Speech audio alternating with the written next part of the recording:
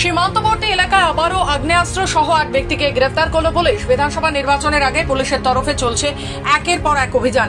আবারও একটি অভিযানে দেশি আগ্নেয়াস্ত্র এবং 1 রাউন্ড কার্তুজ উদ্ধার করে পুলিশ।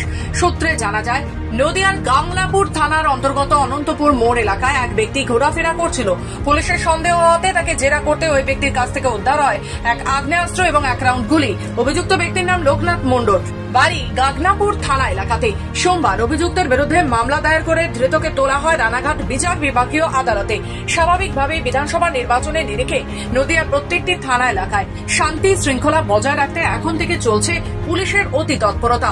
এছাড়াও অপরাধমূলক কাজ দমন করতে পুলিশ রয়েছে অতি সক্রিয়। চলছে একের পর এক অভিযান। এরই মাঝে মাত্র 2-1 দিনের ব্যবধানে নদিয়া সীমান্তবর্তী এলাকা থেকে আবারও উদ্ধার হয় আগ্নেয়াস্ত্র সহ কার্তুজ।